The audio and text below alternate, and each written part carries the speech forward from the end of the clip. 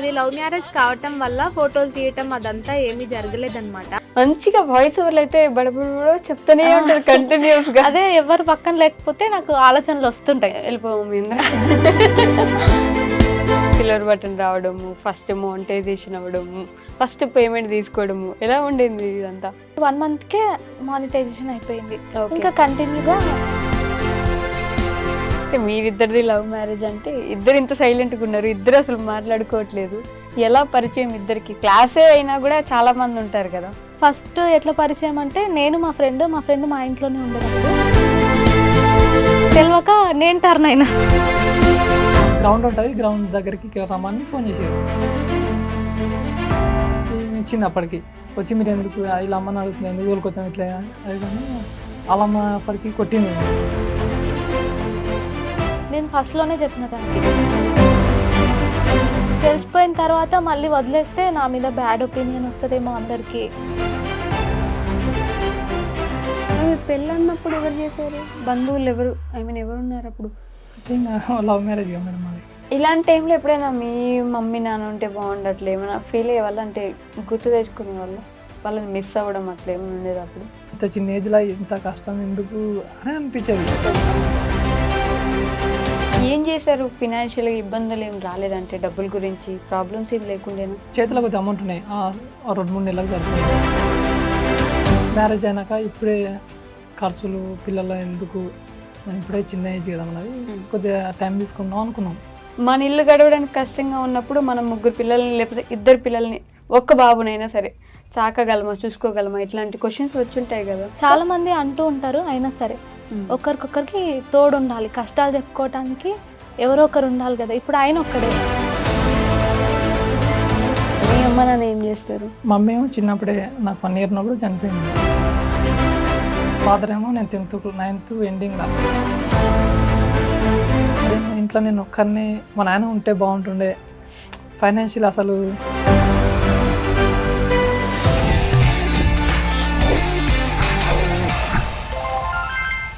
Hi, hello, నమస్తే, welcome back to our channel. నేను మీ వైషు. ఇప్పుడు నాతో పాటు ఒక కపుల్ ఉన్నారు. వాళ్ళ గురించి చెప్పాలంటే వాళ్ళ ఛానల్ పేరులోనే హ్యాపీ లైఫ్ అని ఉంటుంది అనమాట. మనం ఎక్కడున్నా, ఎలా ఉన్నా, ఎవరితో ఉన్నా మన లైఫ్ని మనమే బాగు చేసుకోవాలి, మనం ఎలా ఉన్నా మనం దాన్ని సరి చేసుకొని మనమే హ్యాపీగా ఉండాలి అని చెప్పడానికి వీళ్ళే మంచి నిదర్శనం అనమాట. వాళ్ళు ఎవరో కాదు, ప్రియా రాజు హ్యాపీ లైఫ్ ఛానల్ నుంచి ప్రియా గారు, అలానే రాజు గారు, అలానే చిట్టి క్యూట్ చిట్టి తల్లి కూడా ఉందనమాట. బోల్డ్ అని విషయాలు మాట్లాడేద్దాం, వచ్చేయండి. హలో అండి, నమస్తే. హలో సిస్టర్, బాగున్నారా? బాగున్నాను సిస్టర్. నన్ను అడగరా? బాగున్నారా? చాలా బాగున్నాను. సో ఎక్కడి నుంచి మీరు, ఏ ఊరు మీది? ముందు అంతారం మేడం, అది Nagar Kurnool district. Okay, Nagar Kurnool district. Okay, Tadur mandal, Antaram village. Antaram. అంటారు. ఓకే, మీరిద్దరు చిన్నప్పటి నుంచి ఫ్రెండ్సా? కాదు madam, college friends. College friends. Okay, మీ ఇంట్లో అమ్మ నాన్న వాళ్ళు ఏం చేసేవాళ్ళు చిన్నప్పుడు? మా అమ్మ టైలరింగ్ చేస్తుంది, మా నాన్ననేమో కార్పెంటర్. ఓకే, మీరు ఎక్కడి వరకు చదువుకున్నారు? నేను డిగ్రీ డిస్కంటిన్యూ అయింది, 2nd year చేసిన. డిగ్రీ డిస్కంటిన్యూరా? ఎందుకు? అంటే మ్యారేజ్ అయిపోయింది. అయ్యో, మీరేనా అండి తొందరగా పెళ్లి చేసుకునేది? తనే చేసుకున్నాను, నేను చేసుకోలే. ఇదేంటి, మీరే అడిగి చేసుకున్నారా డిగ్రీ 2nd year లో? అవును. ఓకే, మీరు ఎంతవరకు చదువుకున్నారు? సేమ్ నేను డిగ్రీ సేమ్, అంటే ఫైనల్ ఇయర్ డిస్కంటిన్యూ చేసిన. ఓకే, 2nd year వరకు రాసిన. డిగ్రీలో ఫ్రెండ్స్ ఇద్దరము, అక్కడి నుంచి డిగ్రీలోనే పరిచయం. Okay, so 2nd year exams రాసి ఫైనల్ ఇయర్లో మ్యారేజ్ చేసుకున్నాను. ఓకే, మీరు ఫైనల్ ఇయర్ చదివారా? ఫైనల్ ఇయర్ రాయలేదు, ఓకే, 2nd year వరకు రాసిన. ఓకే, తర్వాత ఫినిష్ చేయాలనుకోలేదా మరి ఎప్పుడు? ఆ తర్వాత నాకు బాబు ఉండే, నేను రాయలేదు. ఓకే, మా ఆయన రాసిండు, ఓకే, ఎగ్జామ్స్ రాసిండు. ఇప్పుడు డిగ్రీ కంప్లీటెడ్ మీది. కంప్లీటెడ్. మరి ప్రియా గారితో రాపించుకోవచ్చు కదా. పాపం అప్పుడు బాబు ఉండే చిన్నప్పుడు, కంటిన్యూగా బాబు, సెకండ్ మళ్ళీ బాబు, ఎగ్జామ్స్ కి ఇబ్బంది అయిపోయింది. మళ్ళీ ఇప్పుడు బాబా. అలా కాదండి, ఉమెన్ టు ఉమెన్ అడుగుతున్నాను అనుకోండి, ఇబ్బంది అనిపించలేదా? అంటే ఒక్క బాబు ఒకరుంటే చాలు, ఇంకొకరు వద్దు అనుకుని ఈ రోజుల్లో 3 పిల్లలు. నేను మీ ఆలోచన తప్పుగా అనట్లేదు. బేసిక్గా మనం చుట్టూ ఉండే వాళ్ళు అడుగుతారు కదా, ఒకరే ఎక్కువ అనుకుంటే 2 ఓకే, మళ్ళీ 3 ఎందుకు ఇబ్బందిగా ఉంటుంది, బాడీ కూడా తట్టుకోలేదు కదా. ఒక ఉమెన్ బాడీ ఎలా ఉంటుందో మనకు తెలుసు కాబట్టి. ఎలా ఉండింది అసలు ఆ జర్నీ? నాకేంటంటే తను ఒక్కడే, నేను మా అక్క ఇద్దరమే. ఓకే. మాకు చిన్న ఫ్యామిలీ మాది, కానీ నా ఫ్యామిలీ మాత్రం నాకు పెద్దగా ఉండాలని ఉంది. ఇప్పుడు నాకు ఏమైనా అయితే షేర్ చేసుకోవటానికి ఎవరు లేరు, అట్లనే నా పిల్లలకి కూడా ఉండకూడదు, ఒకరికొకరు తోడుండాలని నేను పర్లేదు అనుకున్నా. అవునా? చాలా మంది అంటూ ఉంటారు, అయినా సరే ఒకరికొకరికి తోడుండాలి, కష్టాలు చెప్పుకోవటానికి ఎవరో ఒకరు ఉండాలి కదా. ఇప్పుడు ఆయన ఒక్కడే, నాకు ఒక సిస్టర్ ఉంది, మ్యారేజ్ అయిపోయింది. ఓకే. సో మీ ముగ్గురు పిల్లలు కలిసి ఉంటారా? కలిసి ఉంటే మాది పెద్ద ఫ్యామిలీ అవుతుంది అప్పుడు. ఇద్దరు పిల్లల తర్వాత ఆడపిల్ల కోసం మాత్రం బాగా వెయిట్ చేసినట్టున్నారు. చాలా. ఎందుకలా? మామూలుగా అబ్బాయిలు కావాలని ఇంటికి ఖచ్చితంగా ఆడపిల్ల ఉండాలండి. అంతేనా? అబ్బాయిలు ఉన్నా లేకున్నా పర్లేదు, కానీ ఆడపిల్ల ఉండాలి, ఖచ్చితంగా ఖచ్చితంగా ఉండాలి. అది ఎవరికైనా ఉంటది కోరిక, ఆశ. ఓకే. ప్రతి ఆడపిల్లకు ఉంటది. అందుకే వెయిట్ చేసి మరి. సో మీరు మీ గురించి చెప్పండి, అంటే ఇప్పుడు ఏం చేస్తున్నారు ప్రజెంట్? నేను ప్రజెంట్గా అయితే పౌల్ట్రీ ఫామ్ ఉంది మేడం, అది పౌల్ట్రీ ఫామ్ నడిపిస్తున్నా ఊళ్ళోనే. ఓకే. సో ఇద్దరు పెళ్లి చేసుకున్న తర్వాత ఒక మంచి ఇల్లు తయారు చేసుకుని మీకు మీరు హ్యాపీగా ఎంజాయ్ చేస్తున్నారు. నేను మర్చిపోయి అడగడం, మీ అమ్మ నాన్న ఏం చేస్తారు? అదే మమ్మీ ఏమో చిన్నప్పుడే నాకు 1 year ఉన్నప్పుడు చనిపోయిండే. 1 year ఉన్నప్పుడే? ఓకే. ఇప్పుడు ఫాదర్ ఏమో నేను 9th ఎండింగ్లో ఫాదర్ చనిపోయింది, హెల్త్ బాగాలేక. ఓకే. ఇప్పుడు ప్రాపర్ నుంచి ఇంకొకరిని బాబాయ్ వాళ్ళ దగ్గర ఉండేది. మరి మీ పెళ్ళి అన్నప్పుడు ఎవరు చేశారు? బంధువులు ఎవరు, ఐ మీన్ ఎవరు ఉన్నారు అప్పుడు? అంటే ఇంకా లవ్ మ్యారేజ్ కదా మేడం అది. అంటే మా వాళ్ళు ఉన్నారులే, కానీ ఇంకా కొన్ని ఇష్యూస్ వల్ల మేము గుడి దగ్గరనే మ్యారేజ్ చేసుకున్నాం. ఓకే. ఈ లవ్ స్టోరీ కంటే ముందు అసలు యూట్యూబ్ ఎందుకు స్టార్ట్ చేద్దాం అనుకున్నారు? ఒక విలేజ్లో ఉన్నప్పుడు మన ఫ్యామిలీ మనం చూసుకుని ఇలా ఉండేదని చాలా కష్టం. మన ఇంట్లో పనులు చూసుకోవాలి, హస్బెండ్కి హెల్ప్ చేయాలి, పిల్లల్ని చూసుకోవాలి, ఇన్ని ఉండగా యూట్యూబ్ ఎందుకు అనే ఒక ఆలోచన ఉంటుంది కదా. ఎందుకు వచ్చింది అసలు స్టార్ట్ చేయాలనే ఆలోచన? ఫస్ట్ స్టార్ట్ చేసేటప్పుడు ఆయన అడిగిన, ఇట్లా స్టార్ట్ చేద్దాం అనుకుంటున్నా అని. ఫస్ట్లో వద్దన్నాడు. ఇంకా చెప్పకుండానే నేను ఏమనుకున్నానంటే, కనిపించకుండా స్టిచ్చింగ్ వచ్చు నాకు. Okay. Stitching videos, craft videos పెడదాం అనుకున్నాను. అందుకని ఇంకా చెప్పకుండానే స్టార్ట్ చేసేసిన, కనిపించకుండానే కదా, ఏం ప్రాబ్లం లేదులే అని. నేను మెయిన్గా ఎందుకు స్టార్ట్ చేసినానంటే, దాని నుంచి మనీ వస్తాయి అని తెలిసి కొంచెం హెల్ప్ అవుతుంది కదా ఇంట్లో అన్నట్టుగా స్టార్ట్ చేసిన. ఓకే. సో కానీ మీకు ఇష్టం లేదా కనిపించడం? తను ఇష్టం లేదని కాదు, కానీ దానివల్ల అమౌంట్ వస్తాయో రావో, ఎందుకు ఇంట్లోనే పని ఎక్కువ అవుతుంది, మళ్ళీ ఇదంతా ఎందుకు. ఇంటి దగ్గర పని ఉంటుంది, అప్పుడు పొలం పని చేస్తుంటిమి, అక్కడ వర్క్ ఉంటుంది, మళ్ళీ కోళ్ళ ఫారం, ఇన్ని చూసుకొని మళ్ళీ అదొక్కటి ఎందుకులే అన్నట్టుగా వద్దనుకున్నారు. బట్ ఎవరి ఇన్స్పిరేషన్ మీకు యూట్యూబ్ పెట్టాలని? అంటే ఎవరిని చూసేవాళ్ళు ఇంతకు ముందు? ఎవరు పని లేదు మేడం, అందరివి చూస్తా. అందరూ చూసేవాళ్ళు. ముందు నుంచి ఇంట్రెస్ట్ ఉంది ఇట్లా యూట్యూబ్లో వీడియోస్ పెట్టాలి, చేయాలి అని? ఫస్ట్లో నేను స్టిచ్చింగ్ చేసేటప్పుడు ఇంటి దగ్గర నొక్కదాన్నే ఉంటా, ఇంకా ఆయన వర్క్కి ఆయన వెళ్ళిపోతాడు, ఇంటి పక్కల ఎవరు ఉండరు మాట్లాడటానికి. ఇంకా వీడియోస్ చూస్తుంటే ఇట్లా మన పేమెంట్ వీడియో వచ్చింది, ఫస్ట్ పేమెంట్ తీసుకున్నామని. ఓకే. దీని వల్ల కూడా మనీ వస్తాయా అని అప్పుడు తెలుసుకొని, అప్పుడు ఇంకా వీడియోస్ చూసి చూసి తెలుసుకొని నేను కూడా స్టార్ట్ చేసిన. అంతేనా? జస్ట్ పక్కన వీడియోస్ చూసి చూసి స్టార్ట్ చేసిన. స్టార్ట్ చేయగానే వెంటనే సబ్స్క్రైబర్స్ బాగానే వచ్చేసారు అలా? నాకు 1 monthలోనే అయిపోయింది మానిటైజేషన్. కానీ పేమెంట్ తీసుకోవటానికి 1 year పట్టింది. ఓకే. మానిటైజేషన్ అయిపోయింది, 1 year టైం పట్టింది. ఓకే. ఎలా సపోర్ట్ చేసేవాళ్ళు ఇంట్లో అంటే యూట్యూబ్ గురించి? తను ప్రతి దాంట్లో హెల్ప్ చేస్తాడు మేడం నాకు. అవునా? ఫోన్, వీడియోస్ ఎడిటింగ్ అవన్నీ నేనే చేసుకుంటా, కాకపోతే వీడియోస్ తీస్తాడు. తనకి కూడా ఫుల్ పని ఉంటుంది కోళ్ళపారం దగ్గర. ఓకే. కోళ్ళపారం దగ్గర తనకి ఫుల్ వర్క్ ఉంటుంది, ఒక్కడే ఉంటాడు అనమాట, వర్కర్స్ ఎవరు లేడు, ఒక్కడే చేసుకుంటాడు. ఇంకా తనని ఇబ్బంది పెట్టడం కూడా ఇష్టం లేదు ఇంకా. ఓకే. అది ఎవరు పెట్టించారు మీకు? అంటే పౌల్ట్రీ ఫామ్ మేమే చేసుకున్నాం మేడం. మీకు మీరే సంపాదించుకొని చేసుకున్నారా? సంపాదించుకుని ఈ జనరేషన్ కష్టం, కానీ మన ల్యాండ్ కొద్దిగా ఉండే, ల్యాండ్ తీసేసినాం. కొద్దిగా మాకు ఇది కేసీఆర్ నుంచి దళిత బంధు వచ్చింది అప్పుడు. ఓకే. అది కూడా కొద్దిగా హెల్ప్ అయింది మాకు. అంటే 30 lakhs అయింది. ఓకే. అది చేయడానికి ఇవో 10 lakhs యాడ్ అయినాయి కదా, ఇంకో 10 lakhs అప్ అయింది. ఇంకా నాతో దగ్గర పొలం అమ్మితే 13 వచ్చినాయి. ఇంకా అవి ఇవి అన్ని కలిపి పౌల్ట్రీ చేసినాం. ఓకే. మీ మమ్మీ వాళ్ళు మీకు పొలము, ఇల్లు, ల్యాండ్ ఇచ్చేసి వెళ్ళారు? మా డాడీ అంటే మా తాత సంపాదించింది, మా నాన్న పేరుకి వచ్చింది, అది మీకు వచ్చింది. అవన్నీ అమ్మేసుకుని పౌల్ట్రీ పెట్టుకుంది. కొద్దిగా కొంచెం ల్యాండ్ తీసేసి, ఇప్పుడు ఆ ల్యాండ్ ఉండి మన ల్యాండ్ లో ఇప్పుడు ఫార్మ్ వ్యవసాయం చేసినా కూడా ఏం వెళ్ళట్లేదు. ఓకే. 2 ఏళ్ళు చేసినా కూడా వ్యవసాయం చేసినా, కానీ ఇప్పుడున్న జనరేషన్ ఖర్చులకు ఆ వ్యవసాయం చేస్తే చాలా కష్టంగా ఉంది. ఓకే. అట్లనే ఏదైనా ఒక బిజినెస్ స్టార్ట్ చేద్దాం, కొద్దిగా తీసేసైనా ఇప్పుడు మన లైఫ్ నడవాలంటే కొంచెం అమౌంట్ అయితే కావాలి కదా, బిజినెస్ చేసినా ఏదో ఒకటి వస్తుందని కొద్దిగా ల్యాండ్ తీసేసి పౌల్ట్రీ ఫామ్ చేసినాం. ఓకే. అంటే మంచి ఆలోచనే. ప్రీ ప్లాన్డ్ ఉన్నారు ఎట్లా పోవాలి, ఏం చేసుకోవాలి అని కొంతమంది చెప్పేసి. నా దగ్గర అన్నారు మేడం, అంటే పొలం ఎందుకు అమ్మనిస్తున్నావు అట్లా అన్నాడు. కానీ ఆయన తాగటానికో తినటానికో అడగట్లేదు కదా, ఏదో ఒక బిజినెస్ చేసుకుందామని కదా, అందుకే నేను ఏమనలేదని చెప్పిన. చాలా మంది అన్నారు నా దగ్గర, అనవసరంగా ఎందుకు అమ్ముతున్నారు, కొనడం కష్టం కదా. ఓకే.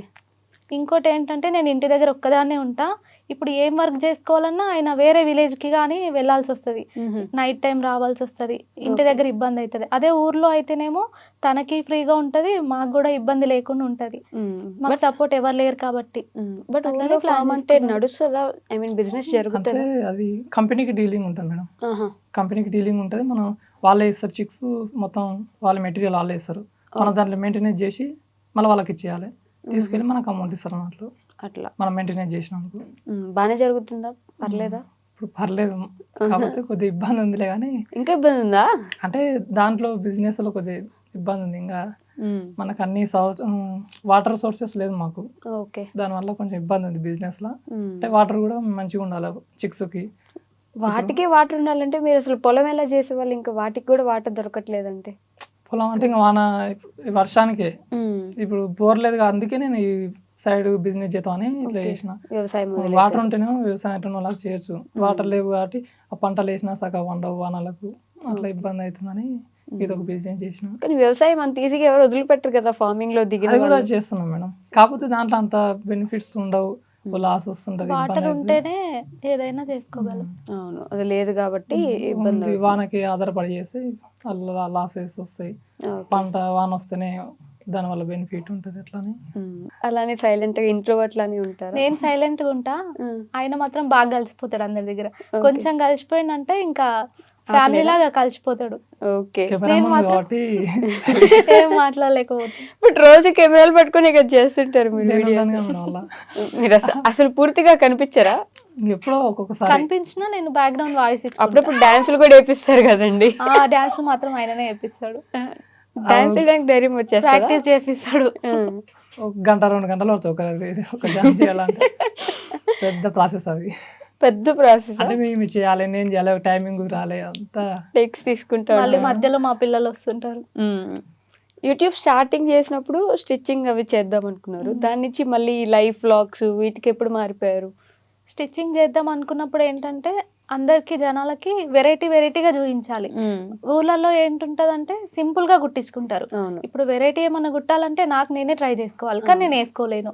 ఇంకా అలాంటప్పుడు కుట్టడం ఎందుకు, అట్లా కాకుండా చాలా మంది ఉన్నారు స్టిచ్చింగ్ బాగా చేసేవాళ్ళు, అందులో పెట్టేటోళ్ళు. అంత మందిలో ఇంకా నేను ఎక్కడ పెడతానన్నట్టు మళ్ళీ దీనికి షిఫ్ట్ అయిపోయినా. ఓకే. అంటే థాట్ ఉంటుందా రోజు ఏం చేయాలి, ఎలా చేయాలి అని ఒక ప్లాన్ వేసుకుంటారా? ఏం లేదు మేడం, నా రోజు ఎట్లా గడుస్తుందో అట్లా షూట్ చేసుకుంటా. అంతేనా? ఒక ఫోన్ పట్టేసుకొని ఎటు తిరిగితే అటు షూట్ చేసుకుంటా. దానికి మళ్ళీ వాయిస్ ఓవర్ ఇస్తారు. అందరి ముందు ఇస్తారా సీక్రెట్ గా? అందరినీ బయటికి పంపించేసి ఓకే ఇచ్చుకుంటాను. పర్టికులర్ గా ఎవరు ఉండకూడదు ఇవ్వాలంటే. అంతే. ఈయనను కూడా బయటికి పంపించేస్తాను. ఓ నా ముందు కూడా మాట్లాడాలి, సిగ్గా కొంచెం ఆలోచనలు రావు నాకు. ఇంకా ఎవరైనా పక్కన ఉంటే ఏం మాట్లాడాలి అనేది తోయేది ఇంకా, అందుకే అందరినీ బయటికి పంపించేసి నేను చేసుకుంటా. మరి కాలేజ్ ఎలా ఉండేవాళ్ళు? కాలేజ్లోనా? మాట్లాడే వాళ్ళు కాదు అంటే ఇద్దరమా? మీ ఇద్దరు కాదు, సెమిస్టర్స్ కి బెంచ్ ఎక్కి మాట్లాడిచ్చడం అక్కడ ఎప్పుడు వెళ్ళింది లేదు. సెమినార్ అవి ఉంటాయి కదా, స్టేజ్ ఎక్కింది లేదు. సో మీ లవ్ స్టోరీ అంటే మీరిద్దరిది లవ్ మ్యారేజ్ అంటే ఇద్దరు ఇంత సైలెంట్గా ఉన్నారు, ఇద్దరు అసలు మాట్లాడుకోవట్లేదు, ఎలా పరిచయం ఇద్దరికి? క్లాసే అయినా కూడా చాలా మంది ఉంటారు కదా. క్లాస్ లో అయినా నేను సైలెంట్, కానీ ఆయన ఏం సైలెంట్ కాదు, వైలెంట్. వైలెంటే. అవునా?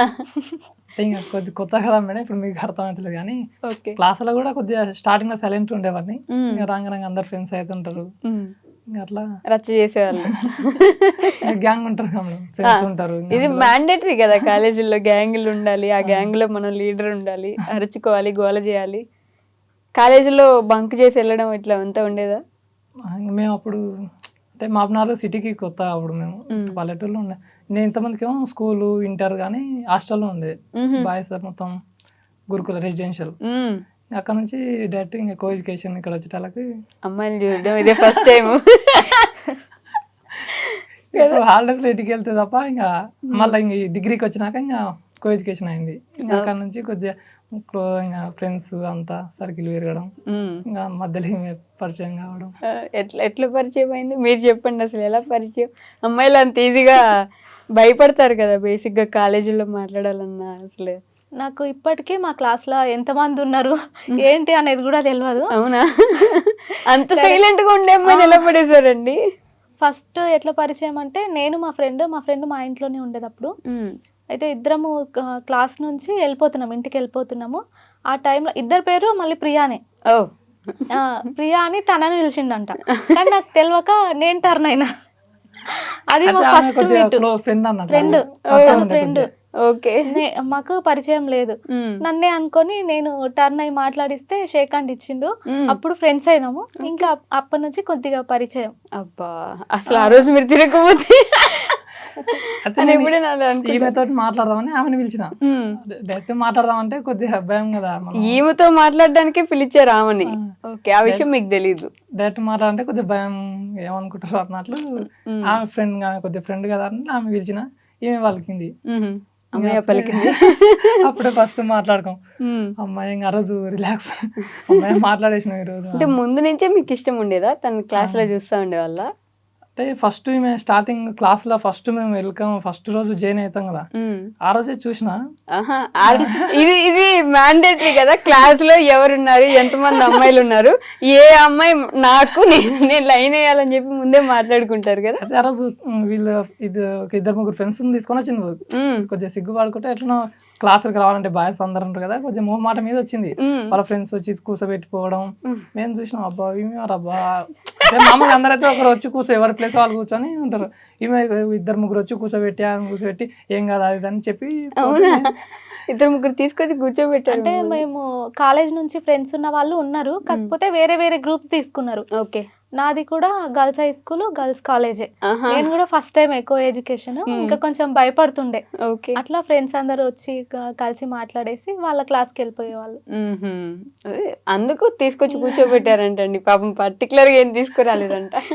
అప్పటి నుంచి కొద్దిగా అబ్జర్వేషన్ లో ఇంత అసలు పెద్ద అందరు తీసుకొచ్చి కూర్చోబెట్టాలా, ఎవరు లేదు ఇంతమంది వచ్చి కూర్చున్నారు కానీ ఎందుకు స్పెషల్ గా అన్నట్లు కొంచెం చూస్తుంది అన్నట్లు. లాస్ట్ బెంచా ఫస్ట్ బెంచా? మాది ఫస్ట్ బెంచ్. వీళ్ళది లాస్టే కానీ మాది ఫస్టే. లేదు, మాది కూడా మధ్యలో ఉంటాయి, లాస్ట్ టైం ఉండదు. ఇద్దరు మధ్యలో ఉంటేనే కనిపిస్తాం కదా అందరం.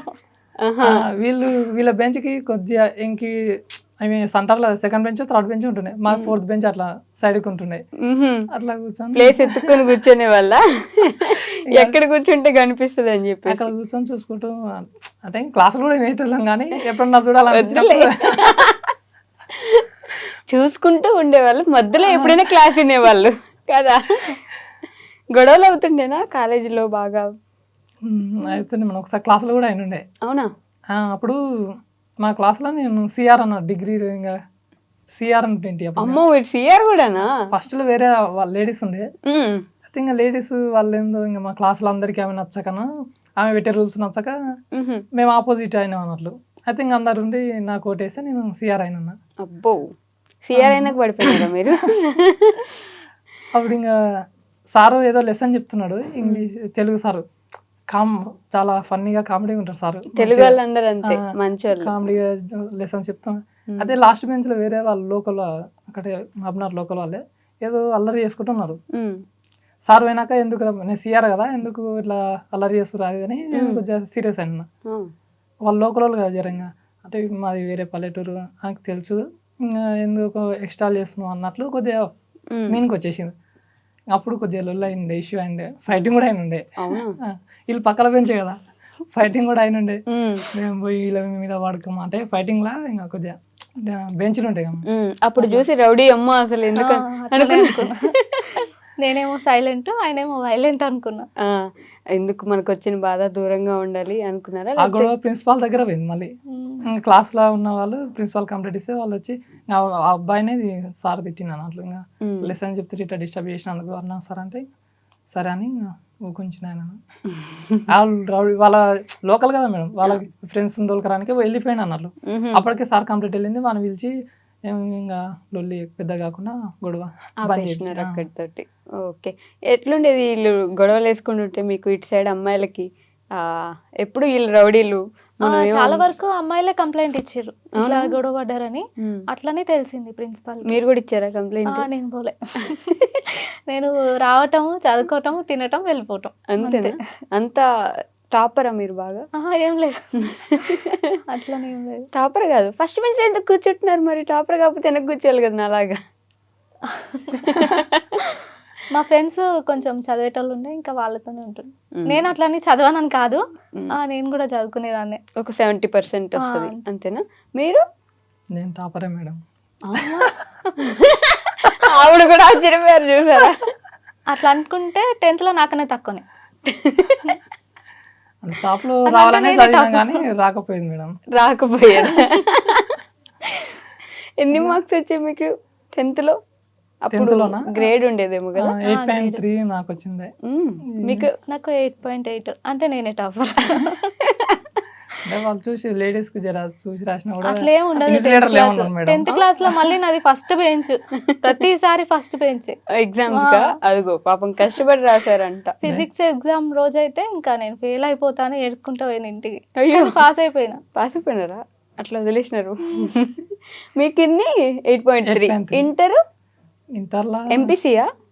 ఎంఈసీ. ఓకే. ఫిజిక్స్ కెమిస్ట్రీ అంటే జర భయం అని ఎంఈసీ పోయినా. బైపీసీ ఎంపీసీ తీసుకున్నా అలా కెమిస్ట్రీ అవి ఉంటాయి కదా, ఇబ్బంది అని ఎకనామిక్స్ ఉంటుందా? మ్యాథ్స్ వస్తుంది, ఎకనామిక్స్ కామర్స్ ఈజీ అన్నట్లు అది తీసుకున్నా. రెండు జుజుబి. ఇంటర్ బాగానే వచ్చాయి మార్క్స్? ఇంటర్లో అంతంతనే వచ్చింది మేడం. అంటే పాస్ అయినారు? పాస్ అయిపోయినా అంతే. ఫస్ట్ అటెంప్ట్ కే పాస్ కదండి? ఫస్ట్ అటెంప్ట్ కే పాస్. డిగ్రీ కూడా first year second year? First year pass, second year లో ఒకటో రెండో ఉండే బ్యాక్లాగ్స్. అవి మళ్ళీ మాది ఆటోనమస్ కాలేజ్ కదా, నెక్స్ట్ ఏమో అలా రాసుకోవచ్చు అన్నట్టు రాసినాం, అవి వచ్చేసినాయి. మీకు? నాకు ఒక బ్యాక్లాగ్ ఉండే, ఇంకా రాయలేదు. అదే బాబు పుట్టిందని చెప్పిన కదా, ఇంకా రాయలేదు. ఇప్పుడు వదిలేసారు. ఇంకా ఫస్ట్ ఇయర్ లో ఉండేదా? సెకండ్ ఇయర్ లోనే. సెకండ్ ఇయర్ బ్యాక్లాగ్ ఉండేది. మరి అసలు ఈయన ఫుల్ గొడవల్లో ఉండేవారు, మీరేమో సైలెంట్ గా వచ్చాం, తిన్నాం, చదువుకున్నాం, వెళ్ళిపోయాం. మరి ఇద్దరికి ఎలా ఆ కనెక్షన్ వచ్చింది? మధ్యలో ఈయనకి నాకు కామన్ ఫ్రెండ్స్ ఉంటారు కదా, ఇంకా వాళ్ళు చెప్తుండే.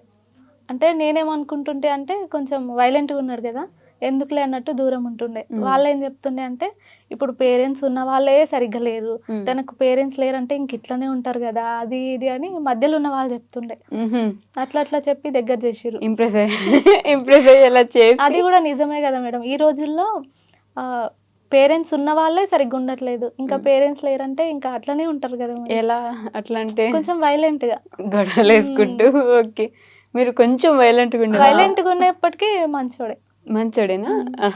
అప్పుడు ఉండే మేడం, ఇప్పుడేం వైలెంట్ కాదు. అప్పుడు ఇంకా కాలేజ్ ఇప్పటికీ చాలా చేంజ్ అయిపోయింది. పూర్తిగా మార్పు వచ్చేసిందా? మారిపోయిన మనిషి. అలాంటి ఒక పోస్టర్ వేసుకుంటారు ఇప్పుడు, అంతే కదా? అప్పుడు అంటే ఇంకా ఆ ఏజ్ అట్లాంటిది మేడం, ఉడుకు రక్తం. అంటే ఇప్పుడు కూడా ఏజ్లో ఉండదు కానీ, కాబట్టి మ్యారేజ్ అయింది, పిల్లలు అయ్యారు, అంతా ఇంకా ఎంత ఎందుకు అన్నట్లు సైలెంట్.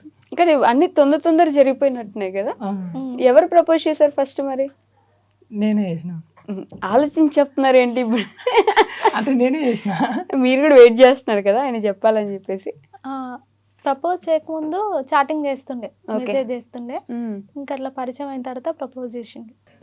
మెసేజ్ లో ప్రపోజ్ చేశారా మరి? మెసేజ్ లో కాదు మేడం, క్లాస్ అయిపోయినాక ఇంకా మళ్ళీ ఈవినింగ్ అందరు ఇంటికి వెళ్తుంటారు, ఆ టైంలో కొద్దిసేపు మాట్లాడదామని ఆగిన. మా ఫ్రెండ్స్ ఇట్లా ఉండే, ధైర్యం తెచ్చుకున్నారు.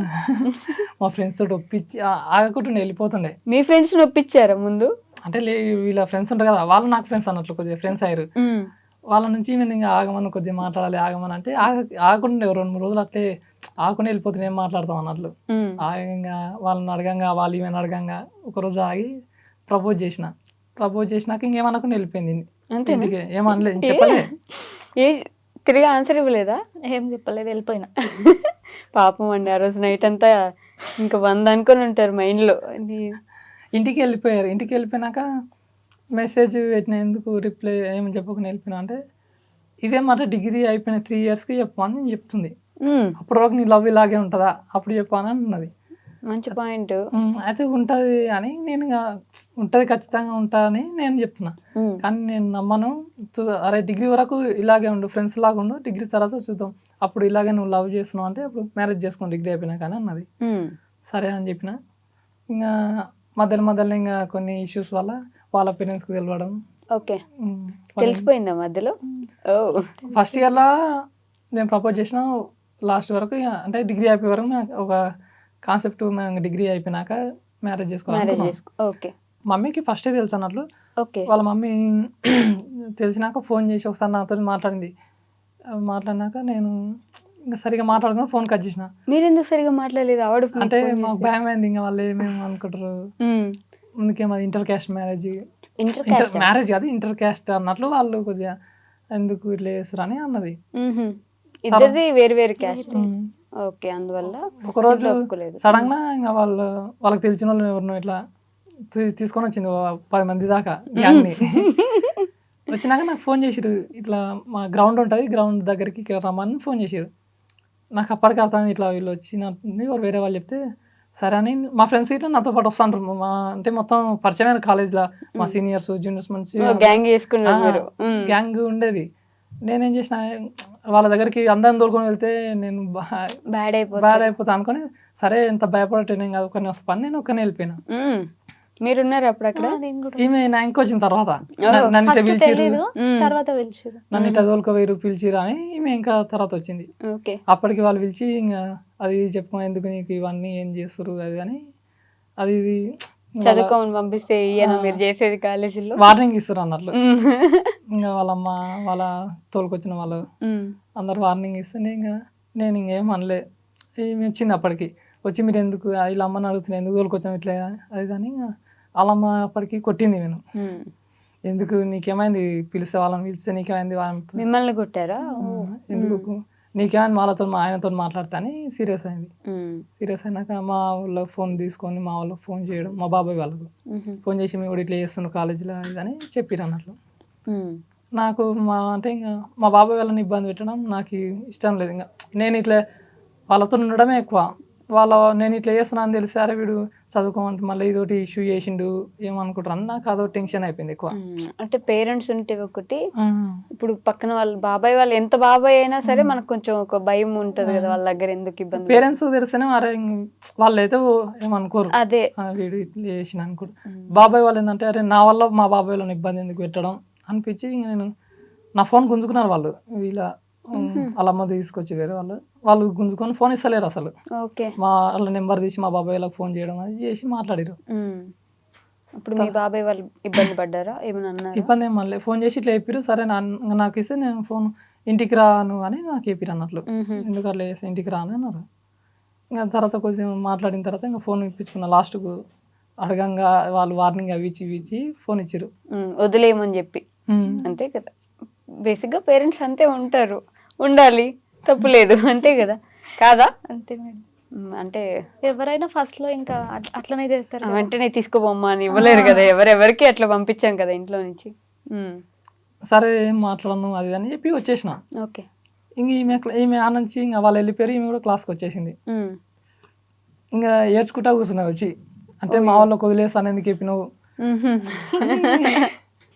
వదిలేస్తా అని చెప్పొద్దా మీకు? అంటే ఇప్పటి వరకే ఎంట వాడి వాళ్ళు రాగానే అట్లా చెప్పటము ఇష్టం నచ్చలేక అట్లా అన్నాను. ఓకే, ఇప్పటి వరకేమో ఎంట పడ్డావు. ఓకే, ఇప్పుడు వాళ్ళు రాగానే నాకు సరే నేనేం మాట్లాడను అని ఎందుకు చెప్పినావు, అది నా పాయింట్. ఇంకా ఓకే, నేనేమో అక్కడ ఇంకా ఫోన్ తీసుకున్నాను కదా, మా బాబాయ్ వాళ్ళకి అందరికి 3 బాబాయ్లు ఉండరు, వాళ్ళకి ఫోన్ చేస్తారు. అరే ఈ ప్రస్తుతానికి వాళ్ళకి ఫోన్ చేయకుండా నా ఫోన్ తెప్పించుకొని వాళ్ళతో అది చెప్పకుండా వాళ్ళకి తెలియకుండా ఇట్లా డీల్ చేద్దామని సరే మాట్లాడాను, నా ఫోన్ నాకు ఇచ్చారని ఫోన్ తీసుకున్నా, ఓకే. సరే మాట్లాడాను అని చెప్పి ఇంక వచ్చేసిన. మళ్ళీ కాలేజ్కి వెళ్ళారా? కాలేజీకి వచ్చేసిన. కాలేజీకి వచ్చినాక ఈమెకు అరే సిచ్యువేషన్ అట్లుంది అందుకే చెప్పిన అర్థం చేసుకో అని అంటే ఇంకా ఇన్లే ఇంకా మాట్లాడకుండా ఏడ్చుకుంటా ఇంటికి నేను ఇక్కడ హాస్టల్ రూమ్కి వెళ్ళిపోయినా ఈమె ఇంటికి వెళ్ళిపోయింది. ఇంటికి వెళ్ళిపోయారు డైరెక్ట్? అంటే కాలేజ్ టైం కూడా అయిపోయింది అప్పటికి. టైం అయిపోయిన ఈవినింగ్ తర్వాతనే అయింది. వాళ్ళు వచ్చిండ్రు. నేను ఇంకా ఇంటికి రూమ్కి వెళ్ళి డైరెక్ట్ ఇంటికి వెళ్ళిపోయినా. మామూలు రమ్మన్నారు ఇంకా ఈడ ఉంటే ఇంకా ఇష్యూ పెద్ద అయ్యేట అట్లుందని ఊరికి వెళ్ళా. అక్కడ ఏమన్నారు? ఊరికి వెళ్తుంటేనే మేము ఫోన్ చేసుకోం అంటే ఇంకా ఊరికి ఎందుకు వెళ్తుండవు అని ఇంకా మాట్లాడుకుంటా ఏం లేవు వస్తా అది అని చెప్పి పోయినా. ఊరికి వెళ్ళిపోయినాక మా వాళ్ళు ఏం చేసినావు ఇట్లా అంటే ఏం లేదు అది అని వాళ్ళని కూల్ చేసిన, ఏం లేదు ఏం చేయలేదు కూర్చొని అది అని చెప్పిన. ఇంకేం చేయకు డిగ్రీ కాలేజీకి ఏం పోకు అని మా వాళ్ళు కూడా అన్నారు. సరే ఏం లేదు ఇంకేం చేయనని కొన్ని రోజు ఒక 1 వీక్ అట్లా ఇంటికి అది ఉండి మళ్ళీ కాలేజీకి వచ్చేసిన. మళ్ళీ కాలేజ్కి వెళ్ళిపోయారా? ఓకే. కాలేజ్కి వచ్చినాక ఇంకా మళ్ళీ తర్వాత ఇంకా వీళ్ళ అమ్మ మాట్లాడొద్దని చెప్పింది కదా. నేనేం చెప్పిన అంటే మీ అమ్మాయిని కూడా నాతో మాట్లాడని ఏకన్నా, మా అమ్మాయి నువ్వు మాట్లాడినా నువ్వు మాతో అమ్మాయితో మాట్లాడకని అంటుండే. అంటే ఈమె ఖచ్చితంగా నేను మాట్లాడతాను వీళ్ళ అమ్మతో గట్టిగా చెప్పింది అన్నట్లు. ఓకే. మేము మ్యారేజ్ చేసుకుంటాం అని ఖచ్చితంగా చెప్పేసింది అన్నట్లు. ఇంట్లో చెప్పేశారు. వాళ్ళేమో తనని ఏమనట్లేదు. మిమ్మల్ని ఏమనట్లేదా? ఇష్టమా నా మీరంటే దగ్గర బాగా? ఏమనలేదు. ఎవరికైనా చిన్న కూతురు అంటే కొంచెం ప్రేమ ఎక్కువ ప్రేమ ఉంటది ఎక్కువ. కదా. అందుకని అక్కడ ఏమనట్లేదు, ఇక్కడ పడుతున్నాయి నాకు అంట. ఫోర్స్ చేస్తారు. ఇంకా అందులో నేను ఇంకా సరే మీ పాపను మీరు జాగ్రత్త చూసుకోండి నాకు సంబంధం లేదు అని చెప్పిన. కాకపోతే ఏమైందంటే ఇంకా ఈమె వాళ్ళతో గట్టిగా చెప్పింది అన్నట్లు. అయితే ఇంకా వాళ్ళ డాడీకి తెలిసి ఇంకా మళ్ళీ పెద్ద అది రచ్చరచ్చ అయితేనే వాళ్ళ అమ్మ లోపల ఇంకా సరే నువ్వు మాట్లాడక ఇవి మాట్లాడదు అన్నట్లు ఊకున్నారు.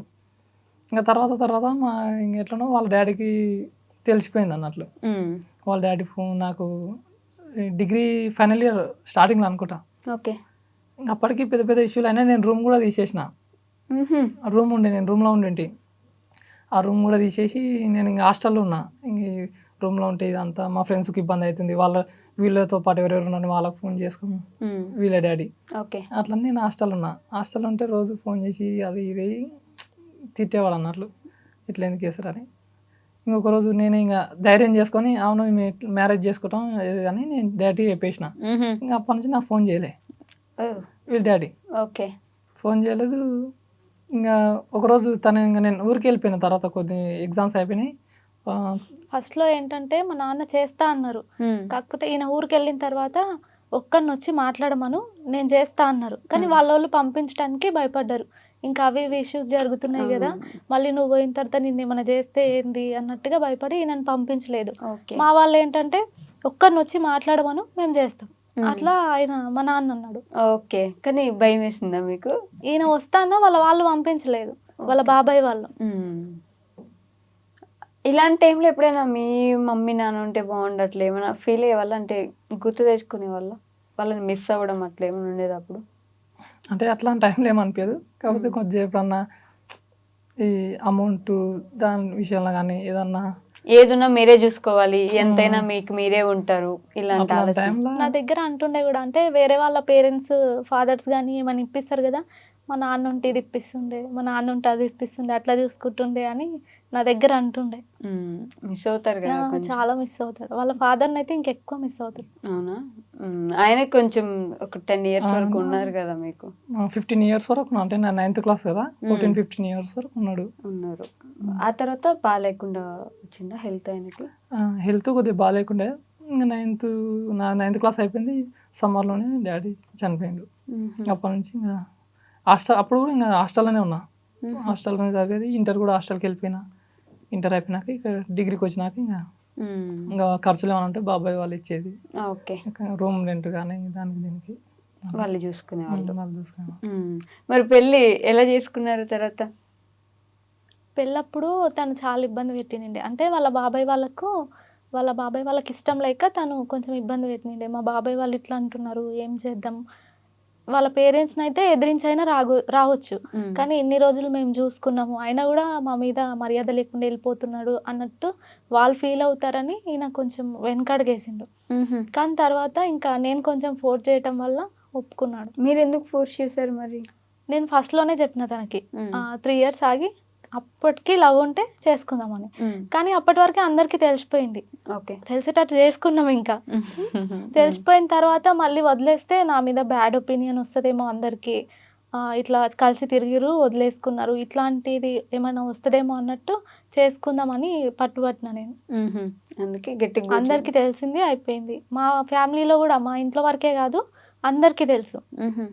అందరికీ తెలిసినందుకు నేను చేసుకుందామని చెప్పిన. ఓకే. సో ఒకవేళ అప్పుడు ఎవరికి తెలియకుండా ఉండింటే ఇంకా కలుస్తుంటేమో లేదో తెలీదు, కానీ అందరికీ తెలిసి అంత రచ్చ అయిపోయిన తర్వాత విడిపోవటం కరెక్ట్ కాదనిపించింది ఇంకా. అంతేనా? సో ఎలా పెళ్ళి ఎక్కడ చేసుకున్నారు, ఎలా వచ్చేసారు? పెళ్ళి బిజినపల్లి దగ్గర గుడి శివాలయం ఉంటుంది, అక్కడ చేసుకున్నాం. అంటే ముందే ప్లాన్ చేసుకున్నారా ఇలా ఇక్కడికి వెళ్ళి చేసుకున్నాము? తను మ్యారేజ్కి ముందే మిరియాల గుడికి వెళ్ళి, అక్కడ తెలిసిన వాళ్ళు ఉన్నారు, అక్కడికి వెళ్ళి రూమ్ చూసి వచ్చి ఆ తర్వాత మ్యారేజ్ చేసుకున్నాం. అయితే ఇక్కడే ఉంటే కొన్ని ఇష్యూస్ ఇంకా గొడవలు అవుతాయి కదా. ఇప్పుడు వీళ్ళ డాడీ వచ్చి గొడవ చేసేది తెలియదు, మా ఊళ్ళు వచ్చి గొడవ చేసేది తెలియదు. అట్లని కొద్దిగా దూరంగా ఉందాం అని వేరే మిర్యాలగూడ దగ్గర రిలేటివ్స్ ఉండే, అక్కడికి వెళ్ళి రూమ్ ఇట్లా చూసుకొని ఇక్కడైతే బాగానే ఉంటుందని ఇక్కడికి వచ్చి మ్యారేజ్ చేసుకొని 28కి మ్యారేజ్ చేసుకున్నాం. 29కి ఇంకా అక్కడికి వెళ్ళిపోయినాం, December 29. ఓకే. ఇంకా 31st అక్కడే ఉన్నాం. ఇంకా అక్కడ నుంచి 3 months అక్కడే మిర్యాలగూడలో ఉన్నాం. మీరు ఇంట్లో నుంచి వచ్చేసి పెళ్లి చేసుకున్నాం. ఆ తర్వాత పెళ్ళికి వీళ్ళ అమ్మ వచ్చింది. ఓ అవునా? వచ్చింది.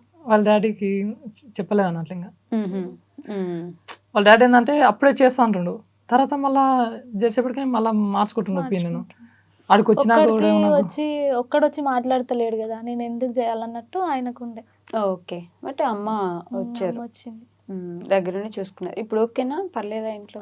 అందరూ మాట్లాడతారు, అందరు మాట్లాడతారు, సెట్ అయిపోయారు. ఓకే, పర్లేదు, పోనీలేండి. బట్ ఒక డౌట్ ప్రియ గారు, అన్నీ ఉండి బాగా సంపాదించి మంచి జాబ్ ఉండి వెనక కొంచెమైనా ఆస్తులు ఉండే అబ్బాయిలు ఉంటేనే చేసుకోవడానికి 100 రకాలుగా ఆలోచిస్తుంటారు. నేనేం తప్పుగా అనట్లేదు, కానీ పేరెంట్స్ లేరు, అప్పటికి అసలు జాబ్ లేదు, డిగ్రీ 2nd year డిస్కంటిన్యూ ఆగిపోయి ఉన్నారు, ఏం పెట్టి చూసుకుంటారు మనల్ని, ఫ్యూచర్ ఏంటి, ఇలా ఆలోచన ఏం లేదా? అప్పుడు ఉంటుంది మేడం, ప్రతి ఒక్క అమ్మాయికి కూడా ఉంటుంది కదా. ఫస్ట్లో ఏమనుకున్నానంటే కొంచెం టైం తీసుకొని ఆగే సెట్ అయిన తర్వాతనే చేసుకుందాం అనుకున్నాం. కాకపోతే ఇష్యూస్ వచ్చిన తర్వాత ఇంకా అందరికీ తెలిసిపోయిన తర్వాత చేసుకోవటమే బెటర్ అనిపించింది. కానీ వెంటనే ఏం చేశారు? ఫినాన్షియల్గా ఇబ్బందులు ఏం రాలేదంటే, డబ్బుల గురించి ప్రాబ్లమ్స్ ఏం లేకుండేనా? తను చూసుకునిండే ఇంకా. అంతేనా? స్టార్టింగ్ లో మ్యారేజ్ చేసుకున్నాం, మిర్యాల కూడా వెళ్ళిపోయాను కదా. అక్కడ ఇంకా తెలిసిన వాళ్ళే ఉన్నారు, వాళ్ళ దగ్గరికి వెల్డింగ్ అంటే అమౌంట్ చేతిలో కొద్దిగా అమౌంట్ ఉన్నాయి, 2-3 నెలలకు సరిపోను. ఓకే. ఇంకా అవి అయిపోకొస్తున్నాయి, రోజు ఇంటికైనా ఉండి తింటే అయిపోతా, డబ్బులు అయిపోతున్నాయని వెల్డింగ్ వర్క్ ఇది అప్పుడప్పుడు ఉన్నప్పుడు. ఆడ ఉన్నా బయట ఉండేందుకు అనవసరంగా 3 నెలల అమౌంట్ కూడా అయిపోయి మాతోనే ఉన్నాయి. ఇంటికి వెళ్దాం అనే ఆలోచనతో ఇంకా అప్పుడే కరోనా స్టార్ట్. కరోనా ఇంటికి వచ్చేసినాం. ఇంటికి వచ్చినాక ఇంటికాడ కూడా ఖాళీనే ఉన్నాం, వ్యవసాయం చేసినాం ఒక 2 నెలలు. అలా కూడా ఏం వెళ్ళలేదు, ఇంకా మనకు బోర్ లేదు. అప్పుడు వానలు కూడా చక్కగా లేవు, వానలు లేక తక్కువ అమౌంట్ వెళ్ళేది అన్నట్టు పంట కూడా. నేను బయటికి వేరే దగ్గర కంపెనీలకు డ్యూటీకి వెళ్ళేది, ప్రైవేట్ కంపెనీ. అందులో 9,000 నాకు జీతం. 9,000 జీతానికి నేను మార్నింగ్ 8కి వెళ్తే మళ్ళీ నైట్ 8, 12 hours డ్యూటీ. అది 1 week డే ఉంటుంది, 1 week నైట్ ఉంటుంది. అట్లా డ్యూటీకి వెళ్ళి వచ్చేవాడిని అన్నట్లు. ఇంటికాడ ఒక్కతే, మళ్ళీ మా ఇల్లు లాస్ట్గా ఉంటుంది మా ఊళ్ళో. చెట్లు, ఇంకా పల్లెటూరు అంటే చెట్లు అంతా ఉంటుంది. మా ఇండ్లు మొత్తం వేరే తిక్కుంటే, మా ఇల్లు మాత్రం సపరేట్ ఉంటుండే వేరే కాలనీలో. అట్లా లాస్ట్ ఉంటుండే. ఇంకా ఒక్కతే అయినా కూడా ఇంకొకతే తప్పని పరిస్థితి. మా పక్కన మా చిన్న వాళ్ళు ఉంటుండే, ఇంకా వాళ్ళు చెలకలక అక్కడికి పొలం పనులకు వెళ్తారు, ఇంటికాడ ఒక్కతే ఉంటుండే. ఓకే. కానీ ఆ ఊరు ఏదో వెళ్ళారు కదా, మహబూబ్ నగర్ ముందు, మిర్యాలగూడ నుంచి వచ్చేసారు మళ్ళీ ఇంటికి. మేము ఇంటికి వచ్చిన తర్వాత లాక్డౌన్ పడ్డది, అట్లా ఇక్కడనే ఉండిపోయినాం.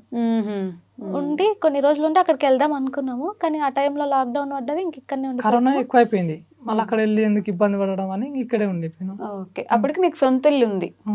అంటే పాత ఇల్లు మా వాళ్ళు ఉండే. ఓకే. పాత ఇల్లు అక్కడే ఉన్నట్లు. ఇప్పుడు కూడా అదే ఉన్నట్టుంది కదా.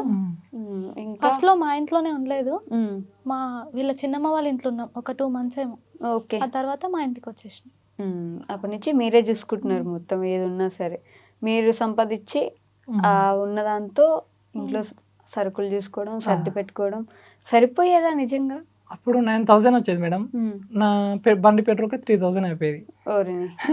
6000 అమౌంట్ తోటి అసలు అయినా అప్పుడు ఖర్చులు లేకునే, బాబు లేకుండే, ఇద్దరమే ఎంతో అంత కొద్దిగా అడ్జస్ట్ చేసుకుని ఉండేవాళ్ళం. ఇంకా అట్లా అట్లా ఒక 1 year అయిపోయింది అలా డ్యూటీ చేయబట్టి. ఇంకా శాలరీ కూడా పెంచట్లేదు. నాకు కొల్లాపూర్ ట్రాన్స్ఫర్ చేసిరు. ఓకే. కొల్లాపూర్కి వెళ్ళినా కూడా ఇదే శాలరీ మళ్ళా. అక్కడ నేను ఉండాలి, వీళ్ళేమి ఇంటి దగ్గర. నేను ఇక్కడ ఉంటేనే అసలు 12 hours డ్యూటీలో ఉండడానికి ఏమైనా షాప్కి వెళ్ళాలన్నా షాప్ కూడా వెళ్ళేటోళ్ళు కాదు. నేను ఏమైనా తెచ్చి ఇచ్చి పోయేవాడిని. నేను కొల్లాపూర్లో ఉండాలంటే నేను అక్కడ ఇక్కడ చాలా ఇబ్బంది. ఒకటే 2 రోజులు ఉన్నాడా. సార్ నేను ఇక్కడ ఉండలేను, అక్కడైతేనే చేస్తా అని సార్ రిక్వెస్ట్ చేసి సార్ కూడా సరే సరే అంటుంది కానీ పంపించట్లేదు. అప్పటికి మా పెద్ద బాబు పుట్టిండు. ఆ బాబును చూడలేక వీళ్ళను ఇడిచిపెట్టి అక్కడ ఉండలేక సార్ వాళ్ళకి చెప్పకుండా వచ్చేసిన ఇంటికి. నాకు ఈ డ్యూటీ వద్దని వచ్చేసిన. అప్పటికి ఇంకా ఈ 9000 జీతానికి డ్యూటీ చేస్తే వేస్ట్ అని ఏదన్నా ఒకటి చేద్దామని అప్పుడు పౌల్ట్రీ పెట్టుకున్నాం. అప్పటికి ఇంక దళిత బంధు స్టార్ట్ అయింది. ఇది నాకు అదొక లక్. అది 10,000 వస్తున్నాయి. ఇంకా ఎట్లా వేసి పౌల్ట్రీ చేయాలని ఒక 1/2 ఎకరా ల్యాండ్ తీసేసి ఇలా స్టార్ట్ చేసుకున్నారు. బట్ ఎప్పుడు ఒక మాట అనలేదు మీరు, ప్రతి దగ్గర సపోర్ట్ చేసుకుంటూ వచ్చారు, ఏం లేకపోయినా అలానే ఉన్నారు. ఎలా అండి అలా ఎలా కుదిరిద్ది? అంటే ఇంట్లో ఎప్పుడు గొడవలు ఉంటాయి కదా, బేసిక్ మాకు కూడా ఉంటాయి గొడవలు ఉంటాయి. కానీ ఇప్పుడు నేను అరవాలన్నా ఆయన్నే, ఆయన నా మీద అరవాలన్నా నేను ఒక్కదాన్నే. ఇద్దరం అరుచుకుంటాం, మంచిగా అయిపోతాం అంతే. ఇంకా ఆయనకు అరవటానికి ఎవరు లేరు, ఇంకా నాకు కూడా లేరు. ఇప్పుడు అత్తమామ ఉంటేనన్నా మాకు గొడవలు అయ్యి ఈయన ఇబ్బంది పడుతుండేనేమో, కానీ అట్లా కూడా లేదు కదా, ఇద్దరం కాబట్టి బాగానే ఉంటుంటే. అదే కొట్టుకున్నా మీరే, తిట్టుకున్నా మీరే, కలిసిపోయినా మీరే, ఇంకా బాధ ఉండదు కదా. కానీ వెంటనే 3 పిల్లల్ని కన్నారు. మళ్ళీ మీ ఇద్దరే కష్టపడి ఉంటున్నారు. నేను తప్పుగా అనట్లేదు, కానీ ఒక విధంగా మంచిది ఏంటంటే మీరు పెద్ద అయ్యేసరికి వాళ్ళు పెద్దగా అయిపోతారు, ఎక్కువ చేస్తారు, ఇంకో ఇబ్బంది ఉండదు. బట్ ఇంకొక విధంగా మన ఇల్లు గడవడానికి కష్టంగా ఉన్నప్పుడు మనం 3 పిల్లల్ని లేకపోతే 2 పిల్లల్ని, ఒక్క బాబునైనా సరే చాకగలమా, చూసుకోగలమా, ఇట్లాంటి క్వశ్చన్స్ వచ్చుంటాయి కదా. ఫస్ట్ లో స్టార్టింగ్ లో మేము అలాగే అనుకున్నాం మేడం. అయితే మ్యారేజ్ అయినాక ఇప్పుడే ఖర్చులు పిల్లల ఎందుకు, ఇప్పుడే చిన్న ఏజ్ కదా అన్నది, కొద్దిగా టైం తీసుకుందాం అనుకున్నాం. మ్యారేజ్ అయినా ఒక 6 months 7 months అప్పటికి మీకు బ్లడ్ ఇట్లా చాలా తక్కువ ఉండే. అప్పుడు హాస్పిటల్ చూస్తే బ్లడ్ తక్కువ ఉందని టెస్ట్లు చేయించి అదొకటి చేసిన తర్వాత బ్లడ్ ఇంప్రూవ్ అయింది మంచిగా అయిన తర్వాత అప్పటికి మామూలుగానే ఉన్నాం. ఒక 6-7 months తర్వాత మాకు కన్ఫర్మ్ అయింది ప్రెగ్నెన్సీ. ఇంకా కన్ఫర్మ్ అయినప్పుడు ఇంకెందుకులే తీసేయడం అన్నట్లు, అట్లా వేస్తే బాగుంటుంది అన్నట్లు ఉండాలి అయింది. చుట్టుపక్కల పల్లెటూరు కదా మేడం, ఎట్లుంటారు అంటే అరే పెళ్ళి ఇన్ని రోజులే ఇంకా అన్న లెక్క ఆలోచిస్తుంటారు. 6 నెలలకే ఆల్రెడీ మా లవ్ మ్యారేజ్. కొంతమంది పడని వాళ్ళు ఉంటారు, ఇష్టం ఉన్నోళ్ళు లేని వాళ్ళు ఉంటారు. బాగా కొంతమంది ఏమో అరే ఇంకా ఏం లేదు బాగా అయింది అన్నట్లు కొంతమంది అనుకుంటారు. ఎందుకు ఉండాలి అయ్యింది, కన్ఫర్మ్ అయిందిగా, ఉండాలి మంచిగా ఉంటే చాలని ఊరుకున్నాం. కన్ఫర్మ్ అయినాక బాబు పుట్టిండు. ఇంకా తర్వాత ఒక 1 year తర్వాత మళ్ళీ కన్ఫర్మ్ అయింది అన్నట్లు. అప్పుడు అబార్షన్ అయింది సెకండ్ది. ఓకే. ఎలా అంటే 6 months అయిపోతుంటే నేను టిఫా స్కాన్ చేయిస్తే బాగాలేదన్నారు, కొంచెం ప్రాబ్లం ఉందన్నారు బేబీ. సరే పుట్టిన తర్వాత అయినా మంచిగా అవుతుంది అంటే ఓకే అనుకున్నాం. కానీ పుట్టిన తర్వాత కూడా చనిపోతుంది అని చెప్పారు. ఇంకా సర్లే అని తీయించుకున్నాం మేము. అప్పటి వరకు ఉంచుకొని కూడా వేస్ట్, వద్దు. 9 months మోసినా కూడా వాళ్ళు బతకరు, ఇంకా అప్పుడు ఇంకెక్కువ బాధపడాల్సి వస్తుంది అని అన్నారు. మళ్ళీ నాకు కూడా ఇబ్బంది అవుతుంది అని చెప్పారు. అందుకోసం వద్దనుకోవాల్సి వచ్చింది. బట్ 3 డెలివరీస్ నార్మల్ అయినాయి కదా మీకు? అప్పుడు కూడా బాబుండేనా? బాబే ఉండే. ఓకే. సో మొత్తం 4 డెలివరీస్ బేసిక్ గా. సెకండ్ అప్పుడు బాబు ఉండే. అయితే ఇంకా ఇప్పుడు సెకండ్ బాబు ఉన్నాడు కదా, నెక్స్ట్ పాప పుట్టొచ్చులే అనుకున్నాం. థర్డ్ కూడా బాబు పుట్టిండు. సెకండ్ ఆపరేషన్ అయినాక థర్డ్ బాబు పుట్టిండు. ఇంకా థర్డ్ బాబు పుట్టినది ఇంకా జాలే ఆపరేషన్ చేయిద్దాం ఎందుకని మేము అనుకున్నాం. కానీ మేము పాప ఉంటే బాగుంటుందా, అప్పటికే మనకి 2 ఉండరు, మనకు తెలుసు ఫైనాన్షియల్ అనటం వల్ల మేము తిరిగినా కూడా హాస్పిటల్కి చేయించుకుందామని ఆ తిరిగే ప్రాసెస్లోనే మళ్ళీ కన్సీవ్ వచ్చింది. అప్పటికి కూడా వద్దనుకున్నాం. తర్వాత గవర్నమెంట్ హాస్పిటల్ చేయించుదాం అనుకున్నాం. కొంచెం ఇంకా లేట్ ప్రాసెస్ గవర్నమెంట్ అంటే ఇంకా రేపు రాపా ఎల్లుండి రాపా అంటుంటారు. ఇంకా అట్లా లేట్ అవ్వడం వల్ల కన్ఫర్మ్ అయింది. ఇంకా అరే అయిందని మళ్ళీ ఇంకెందుకు బాబు పాప పుట్టదేమో. పుట్టడం ఎందుకు? ఓకే. మాకు అప్పటికి డౌట్ ఉంది, ఇప్పటికి 3 బాబులు ఉంటారు, మళ్ళీ నెక్స్ట్ కూడా బాబే ఉండొచ్చు అని భయం ఉందిలే. కానీ అవి కన్ఫర్మ్ అయినాక ఎందుకు ఆ పాప మళ్ళీ మనకి తీపిచ్చడం ఎందుకని ఈసారి పాప పుట్టేసింది.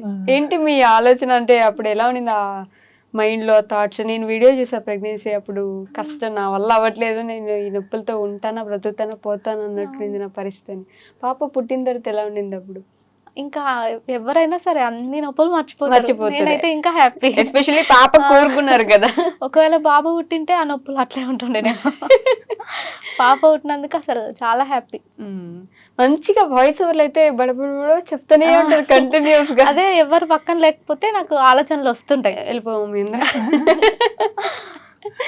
అందుకే ఈయనను కూడా ఉంచాను. ఇంకా ఓకే, అందరూ కూడా బయటకు వెళ్ళగొట్టేసి నేను ఒక్కదాన్ని మాట్లాడుకుంటాను.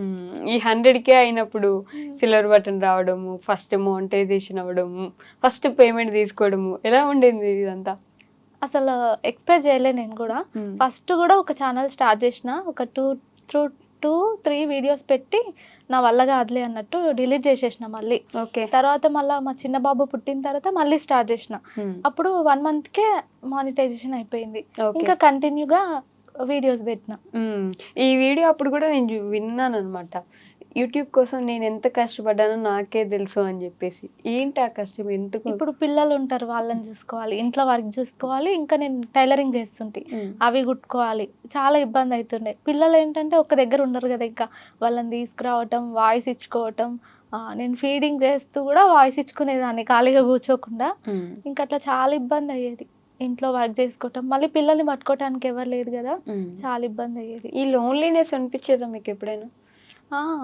ఆ ఇష్యూ దానివల్లనే కొన్ని గొడవలు అవుతుండే. నువ్వు ఎప్పుడు బయటనే ఉంటావు, ఆయన పని మీద ఆయన ఉంటుండలే. కానీ అప్పుడు కొంచెం గొడవ ఆడుతుంటే నేను బిజీ అయిన తర్వాత కొంచెం అర్థమైంది, అరే పనులు ఉంటే ఇట్లా బిజీ అయిపోతామా అని.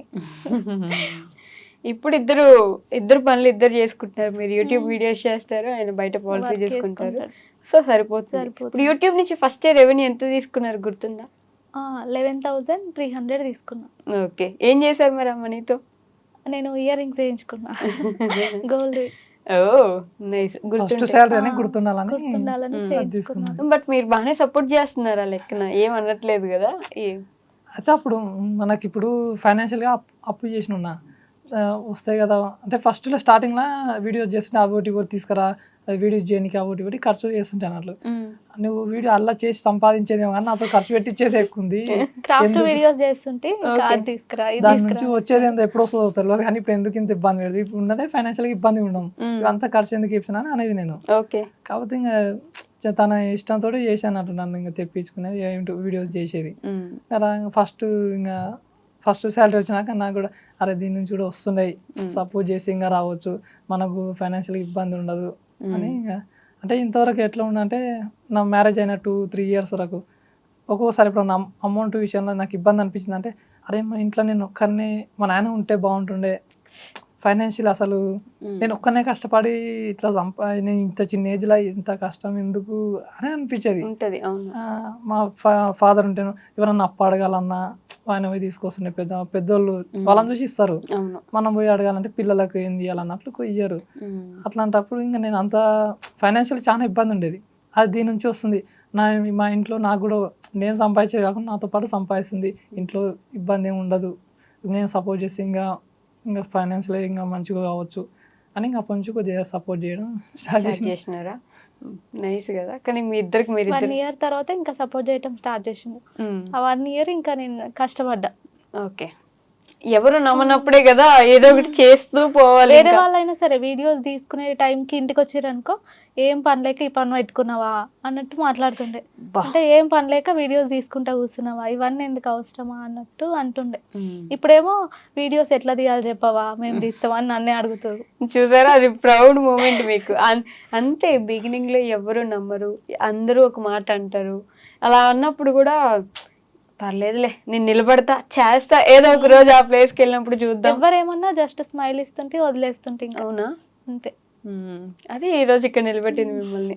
You should be proud. అది గర్వంగా ఫీల్ అవ్వచ్చు ఇప్పుడు మీరు దీనికి. అంటే ఎంతమంది ఎన్నన్నా మీరిద్దరే ఇంత చిన్న వయసులోనే మీకు మీరు నిలబడి మీ కాళ్ళ మీద మీరు బిజినెస్ స్టార్ట్ చేసుకొని మీరు యూట్యూబ్లో సక్సెస్ఫుల్గా రన్ చేసుకుంటుంటే 3 పిల్లల్ని సాదుకుంటూ అనే కదా అంటారు ఇక్కడ చేసుకుంటూ అంతా చేయాలంటే చాలా కష్టం. చెప్పినంత ఈజీ అయితే అస్సలు కాదు. So I'm proud of you at least. నేను ఈ 2 క్వశ్చన్లు పక్క అందరిని అడుగుతా, మీ ఇద్దరు కూడా అడుగుతా, ఓకేనా? సపరేట్గా ఏం చెప్పండి, ఇద్దరు కలిపైన ఉండొచ్చు. అలా ది మోస్ట్ హ్యాపీయెస్ట్ మూమెంట్ ఏంటి మీ లైఫ్లో? హ్యాపీ అంటే నా పాప పుట్టడమే నాకు. అంతకుముందు అంటే ఫస్ట్ నాకు శాలరీ పడుతుంది కదా, తనుండి ఇంతవరకు నాకు కొంచెం టెన్షన్గా ఉండే, అప్పులు ఎట్లా, ఈఎంఐలు ఎట్లా అని బాధ ఉండే. కానీ ఇప్పుడు చాలా ప్రశాంతంగా ఉంది అన్నాడు. అప్పుడు చాలా హ్యాపీగా అనిపించింది. అంటే నా నుంచి కూడా ఎర్నింగ్ రావటం వల్ల తనకి కొంచెం టెన్షన్ తగ్గింది కదా అని హ్యాపీగా అనిపించింది. నేను ఎంత సీరియస్గా ఉన్నా సరే ఆయన కొంచెం మంచిగా మాట్లాడిందంటే ఇంకా అంతే, అది మాయమైపోతుంది ఇంకా కోపం. అబ్బో, అబ్బాయిలకు ఉండే ఒక వరం అనమాట అది బేసిక్గా. మీకు వచ్చేస్తుందా అట్లా? కూల్ చేయాలి కదా. కోపం తెప్పించేది కోపంలో ఉన్నా కూల్ చేస్తాడు ఈజీగా. అబ్బో, మీకేంటి the most happiest moment? Happiest అంటే ఫస్ట్ పెద్ద బాబు పుట్టడం హ్యాపీ. అంటే మామూలుగా హ్యాపీ బాబు పుట్టిందని. తర్వాత ఇంక 2 బాబులు ఉండరు కదా, మామూలు రిలేటివ్స్ వాళ్ళు ఎంతమంది పిల్లలు అంటే 2 బాబులు అంటే అరే పాప లేదుగా మాకు హ్యాపీ, కానీ వాళ్ళకి ఏదో మమ్మల్ని డిసప్పాయింట్ చేద్దాం అన్నట్లు. అరే 2 కొడుకులేనా తంతారులే పెద్ద నాకు అన్నట్లు కొంచెం డిసప్పాయింట్ చేసేవాళ్ళు అన్నట్లు. ఓకే. ఇప్పుడు ఏమైందంటే పాప పుట్టింది కదా, పాప పుట్టినాక ఇంకా అరే ఇంతమంది వాళ్ళు వీళ్ళు ఇట్లా అనేవాళ్ళు. ఇప్పుడు బాబులు పాప ఉంది అని పాప పుట్టినాక ఫుల్ హ్యాపీ అన్నట్లు. ఇప్పుడు కూడా హ్యాపీ ఉంది, అదే మూమెంట్ ఉంది అన్నట్లు. ఇప్పుడు పెద్ద కుటుంబం మీకు, పెద్ద కుటుంబం కదా, ఉమ్మడి కుటుంబం అవుతుంది మీకు రేపు పొద్దున. వాళ్ళందరినీ ఆ 3కి పెళ్లిళ్ళు చేసి ఆ 3కి భార్యలు భర్తలు వచ్చి అసలు పెద్ద ఫ్యామిలీ అవుతుంది మీకు. ఏమైనా ఫంక్షన్స్ జరిగినా కూడా ఇంటి పక్కన మా అత్తమ్మ వాళ్ళు ఉంటారు, వాళ్ళ ఇల్లు మొత్తం సందడిగా ఉంటది, కానీ మా ఇంట్లో మాత్రం మేమే ఉంటాం, ఇంకా ఫ్యామిలీ అంతా ఎవరు ఉండరు అనమాట. అప్పుడు అనిపించింది నాకు, అరే మా ఫ్యామిలీ కూడా పెద్ద ఉండాలి, మా ఇల్లు కూడా సందడిగా ఉండాలి అని. మీ యూట్యూబ్లో సబ్స్క్రైబర్స్ ఎంతమంది మీకు? 1,20,000. 1,20,000 మంది బంధువులు ఉన్నారు మీకు. ఒకసారి ఇంటికి వచ్చేస్తారు అందరూ. 1,20,000 మంది వస్తే ఇల్లు కూడా పట్టదు మీకు, అంతమంది వస్తారు. ఒక సిస్టర్ వచ్చింది ఫస్ట్, పెబ్బేరులో ఉంటారంట, చూడటానికి వచ్చింది. ఓ, చూసారా మీ మీద ఎంత అభిమానము, బయట నుంచి వస్తున్నారు. ఇంతమందిని పెట్టుకుని ఎవరు లేరు, మీ ఇద్దరు అంటారు ఏంటండి. నేను కూడా ఫీలింగ్ ఉండే, ఇప్పుడు ఆ ఫీలింగ్ లేదు, నిజంగానే లేదు కదా. అది ఇంతమంది ఫ్యామిలీ వచ్చారు మీకోసం, ఇష్టపడే వాళ్ళు, మీ గురించి కామెంట్స్ పెట్టేవాళ్ళు, మిమ్మల్ని మీట్ అవుదామని అనుకునే వాళ్ళు, ఆ కామెంట్స్ లో చూస్తూ ఉంటారు. కామెంట్స్ పెడతారు కదా మేడం, కామెంట్స్ చూస్తే అసలు వీళ్ళంతా మా ఫ్యామిలీ కూడా మర్చిపోతాం అసలు. వాళ్ళ కామెంట్స్ మంచి మంచి కామెంట్స్, వాళ్ళు పలకరించినంత మంచిగా మళ్ళా చుట్టుపక్కల ఉన్న వాళ్ళు పలకరించరు.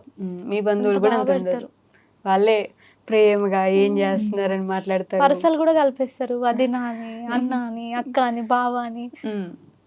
అందుకే 1,20,000 మంది ఫ్యామిలీ ఉన్నారు మీకు ఇప్పుడు. 1,20,001 మంది ఫ్యామిలీ నాతో కలిపి. సో ది మోస్ట్ సాడెస్ట్ ఏంటి, అలానే బాగా ఇబ్బంది పడి బాధపడిన ఏడ్చిన సందర్భం ఏంటి? పెళ్ళికి ముందు ఉన్నాయి, ఇంకా పెళ్లి తర్వాత అలాంటివి చిన్న చిన్న గొడవలు అయినప్పుడు అనిపిస్తుండే. అంత బాధపడ్డది అయితే నా లైఫ్లో ఏం లేదు. అవునా? ఓకే. పెళ్ళికి ముందు కూడా? పెళ్ళైన తర్వాత మా వాళ్ళు మాట్లాడకపోయేది కదా, అప్పుడు బాధ అనిపించేది, అనవసరంగా చేసుకున్నాను అని చిన్న డౌట్ వచ్చేది. కానీ తర్వాత అందరు కలిసిపోయారు, నార్మల్ అయిపోయింది. మీకేంటి the most saddest moment? Most అంటే ఇప్పుడు పెళ్ళైన తర్వాత అయితే ఏం లేదు. పెళ్ళికి ముందు ఇంకా మా నాన్న అప్పుడు చనిపోయినప్పుడు ఇంకా అదే ఎప్పుడు ఇంకా నేను దాని గురించి ఏదన్నా బాధపడ్డా అంటే ఇంకా అదొక్కటే, మా నాన్న గుర్తొస్తుంది. అని ఇంకా అదొక పెద్ద ఇప్పుడే ఇన్సిడెంట్ అయింది అన్నట్లు లోపల ఒక భారంలా కనిపిస్తుంది. ఒంటరిగా ఉంటే ఒక్కనే ఏడ్చుకుంటా అన్నట్లు, పబ్లిక్లో ఉంటేనే సైడ్కి వెళ్ళిపోతాయి. ఒక్కోసారి ఇట్లా మామూలుగా మనం ఫోన్ వస్తుంటాం, నాన్న మీద రీల్స్ వస్తుంటాయి, ఆ సాంగ్ విన్నప్పుడు నేను ఒక రీల్ వచ్చిందంటే దాన్ని ఇంకా ఒక 10-20 సార్లు చూస్తుంది. దాన్ని అది చూసుకుంటూనే ఉంటుంది, మళ్ళీ చూసి దాన్ని ఇంకా మా నాన్న గుర్తుకు వస్తుంటాడు. అయితే మా నాన్న చనిపోయిన రోజు కూడా మార్నింగ్ చనిపోయింది, మార్నింగ్ 4 o'clock ఏమో. అసలు మా నాన్న ఈవినింగ్ 4 వరకు అంటే ఇంక తీసుకెళ్ళడం అట్లాంటి ప్రోగ్రామ్ ఉంటుంది కదా, అప్పటి వరకు నేను అసలు ఏడవలే. ఇంకా ఏదో బాధ ఉంది, నాన్న చనిపోయింది అనే బాధ ఉంది కానీ ఏడవలే అసలు. మా నాన్న ఇంకా తీసుకెళ్లే టైంలో అసలు ఇంకా అరే నేను ఇప్పుడు ఒక్కనే ఉండాలనా, నాకు ఎవరు లేరా అని మస్తు ఏడ్ చేసిన అసలు. ఇంకా ఆ మూమెంట్లో నాకు ఇంకా ఏం చేస్తున్నా, అరే మళ్ళీ తిరిగి వస్తాడా, తిరిగి వస్తే బాగుండు అనే మూమెంట్. అప్పుడు ఆ మూమెంట్లో మస్తు ఏడ్ చేసిన. ఇంకా తర్వాత నేను ఏడ్చిందంటూ లేదు, ఏడ్చిందంటే మా నాన్న గుర్తొచ్చినప్పుడే ఏడుస్తా. ఇంకా ఏదన్నా ఇట్లా ఎవరన్నా మామూలుగా నాన్న తండ్రి కొడుకులు ప్రేమగా ఉన్నప్పుడు ఎవరైనా చూస్తుంటాం కదా, అట్లాంటి టైంలో కొంచెం గుర్తు వస్తుంది. కాబట్టి మన పబ్లిక్లో ఉంటే కంట్రోల్ చేసుకుంటా. మీ దగ్గర ఎప్పుడైనా ఏడ్చారు? ఎప్పుడు ఆడలేదు ఇప్పటిదాకా మీ దగ్గర? ఇంతవరకే చూడలే నేను. అవునా? అసలు ఎప్పుడన్నా ఏడ్చినా కూడా సైడ్కి వెళ్ళి నా ముందర అయితే ఏడ్చా, ఎప్పుడు ఏడవలేదు. బాధ తను ఏడుస్తూనే బాధపడ్డా కూడా నాకు అరే నేను అనవసరంగా బాధ పెట్టినా, నేను ఎప్పుడైనా కొట్లాడినప్పుడు బాధపడుతుంటాడు కదా, అరే అనవసరంగా బాధ పెట్టినా కదా అనిపిస్తుంది. ఓకే. ఎప్పుడు ఏడవరు ఎవరి ముందు? ఎవరి ముందు ఏడవను, వాళ్ళు ఏడ్చినా కూడా సైడ్కి వెళ్తా. నేను ఏడ్చింది కూడా వాళ్ళకి అర్థం కాకుండా, అర్థం కావద్దనే సైడ్నంగా వెళ్ళిపోయి ఏడుచుకుంటా అన్నట్లు ఏడిపోచిన. లోపల ఏదో బాధను మోస్తున్నారు ఆయన కదా. సాడ్గా ఉన్నది అర్థమైపోతుంది కదా, ఎప్పుడు నవ్వుకుంటా నవ్వించుకుంటూ ఉంటుండే, సాడ్గా ఉన్నాడు అంటే అరే నేను అనవసరంగా బాధ పెట్టిందేమో అనిపిస్తుంది నాకు. ఇద్దరు కొడుకులు వచ్చారు, చూసుకుంటారో మీ నాన్నని ఇప్పుడు. అందుకే ఇద్దరు బాబుల్లోనే మా నాన్న ఉండన్నారు, కొద్దిగా ఫ్రెండ్లీగా క్లోజ్గా వాళ్ళతో ప్రేమగా వాళ్ళలోనే చూసుకుంటున్నారు. నేను ఇప్పుడు చిన్నాళ్ళుగా వాళ్ళు ఎదిగే కొద్ది ఉంటుంది ఇంకా సినిమా చూపిస్తారు పిల్లలంటే కదా. నేను వాళ్ళతో చెప్పటం సీరియస్ గా ఉండటం చేస్తా గానీ ఈయన చేయడం మళ్ళీ ఒకరు ఫ్రెండ్లీగా ఉండాలి, ఒకరు సీరియస్ ఉండాలి. నేనే వాళ్ళకి ఇంకా ఏదైనా నేనే కొట్టో తిట్టో చెప్పుకోవాలి, ఆయన ఫ్రెండ్లీగా చెప్తుంటాడు. పోనీలేండి, మంచిదే కదా. ఒకరిది భయం ఉండాలి ఖచ్చితంగా, ఆ భయం నేను పెడుతున్నా. ఫ్రెండ్లీగా ఆయన ఉంటుండు. మిమ్మల్ని చూసి భయపడతారా పిల్లలు? నిజంగా ఆయన భయపడరు. నాకంటే మా చిన్నోనికే ఎక్కువ ఫ్యాన్స్ ఉన్నారు ఇంకా వీడియోస్ చూసే దాంట్లో. అదే చిన్న బాబుని చూపించలేదని కూడా అడుగుతుంటారు కదా అప్పుడప్పుడు. సో మీ ఫ్యామిలీ కదా, మీ యూట్యూబ్ ఫ్యామిలీకి ఏమైనా చెప్పాలనుకుంటున్నారా ప్రేమగా? అంటే మేడం మీకోసం అంటే కష్టపడి సబ్స్క్రైబ్ చేసుకొని మిమ్మల్ని ఇంత అభిమానిస్తూ ఇష్టంగా ఉన్నందుకు వాళ్ళకి ఏమైనా ప్రేమగా థ్యాంక్ యూ, సపోర్ట్ చేసినందుకు ఇట్లా ఏమైనా చెప్తారా అని అడిగాను అంతే. మాకు సపోర్ట్ చేస్తున్న ప్రతి ఒక్కరికి కూడా చాలా థ్యాంక్స్ అండి. అసలు ఇంతవరకు రావటానికి కారణమే మీరు లేకుంటే నేను ఎక్కడో విలేజ్లో ఉండేదాన్ని. ఇక్కడ వరకు వచ్చానంటే అంతా మీ సపోర్టే. మీరు ఎప్పుడు ఇట్లనే సపోర్ట్ చేస్తూ ఉంటారు అనుకుంటున్నాను. మీరంతా కూడా నా ఫ్యామిలీనే. ఇప్పుడు నా ఫ్యామిలీ అయితే చాలా చాలా పెద్దది. సబ్స్క్రైబ్ చేస్తున్నందుకు, అలాగే కామెంట్ చేస్తున్నందుకు చాలా థ్యాంక్స్ అండి. మీరేమైనా చెప్తారా? మమ్మ అంటారా? బాగా ఎమోషనల్ ఉన్నారు కదా ఈరోజు, అదే కళ్ళల్లో నీళ్ళు వస్తున్నాయండి. పర్లేదు, నా ముందు ఏడవచ్చు, నా ముందు చాలా మంది ఏడుస్తారు. నేను అదేంటి నా మొహం చూస్తే ఏడవాలనిపిస్తుంది అన్న. మమ్మల్ని సపోర్ట్ చేస్తూ వీడియో చూస్తూ పాజిటివ్గా కామెంట్స్ పెడుతున్న ప్రతి ఒక్కరికి చాలా థ్యాంక్స్. అయితే కొంతమంది మేము నార్కర్నూలుకు కలకుర్తికి వెళ్తాం కదా, మమ్మల్ని మా వీడియో చూసి వాళ్ళు చూసారు అన్నట్లు, అరే వీళ్ళేనా అనేది చూస్తుంటారు. మాకు అప్పుడు వాళ్ళు అట్లా చూసినా మాకు అనిపిస్తుంది, అరే వాళ్ళు మాట్లాడకముందు మేమే వాళ్ళతో మా వీడియోలు చూస్తారా అని వాళ్ళతో పరిచయం పెంచుకోవాలనిపిస్తుంది, క్లోజ్ అవ్వడం, ఒక రిలేషన్షిప్ ఫ్రెండ్లీగా మాట్లాడడం అనిపిస్తుంది. కాకపోతే వాళ్ళు కొద్దిగా మొహమాటంగా వాళ్ళు కూడా కొద్దిగా కొంతమంది మాట్లాడతారు, కొంతమంది మాట్లాడరు. వాళ్ళకి నేను మాట్లాడడం వాళ్ళకి ఏం చెప్తాను అంటే, మేము కనిపించినప్పుడు పలకరిస్తే మేము కూడా పాజిటివ్గానే మాట్లాడతాం, మేము కూడా ఫ్రెండ్లీగా మాట్లాడాలని మాకు కూడా ఆశ ఉంటుంది. వాళ్ళు మాట్లాడితే మాకు కూడా సంతోషమే. వాళ్ళు అందుకే కనిపించినప్పుడు పలకరియండి, మేము కూడా పలకరిస్తాం. చాలా థ్యాంక్స్ సపోర్ట్ చేస్తున్నందుకు, వీడియోస్ చూస్తున్నందుకు. ప్రతి ఒక్కరు ఇంకా మేము పెట్టే వీడియోలు చూసి ఇంకా మమ్మల్ని సపోర్ట్ చేస్తారని కోరుకుంటున్నాను. కాదు, మీ ఫ్రెండ్స్ అందరు ఈ మధ్య మళ్ళీ రీయూనైట్ అయినట్టున్నారు. అందరు కామెంట్స్ లో నేను నీ ఫ్రెండ్, నీతో పాటు 10th చదువుకున్నా. చాలా మంది కలుస్తున్నారు. ఉమ్, అంటే జూనియర్స్ గానీ సీనియర్స్ కూడా మెసేజ్ పెడుతున్నారు, కామెంట్స్ పెడుతున్నారు, అదే. ఇన్స్టాగ్రామ్ లో కాంటాక్ట్ అవుతున్నారు. చాలా మంది మాట్లాడుతున్నారు అయితే మొత్తానికి చాలా మళ్ళీ. మంది. కొంతమంది అయితే అసలు గుర్తుపడతలేరు నన్ను. అప్పటికిప్పటికి చాలా చేంజ్ అయిపోయినా నేను. ఓ. అట్లా గుర్తుపడతలేరు. రీసెంట్ గా ఒక వీడియోలో నా ఓల్డ్ ఫొటోస్ పెట్టిన. ఉమ్, ఆ ఫొటోస్ చూసి కొంతమంది మెసేజెస్ పెట్టిర్రు, ఓకే. నువ్వేనా, నేను చాలా రోజుల నుంచి నీ వీడియోస్ చూస్తున్నా కానీ నువ్వని తెలియదు అంటారు. అంతలా చేంజ్ అయిపోయినా నేను. ఇంకా అంతా చేంజ్ అయిపోయారు. అంత చేంజ్ అయిపోయినా అంట నాకే తెలియదు. మీకు కూడా తెలియదు. తెలీదు.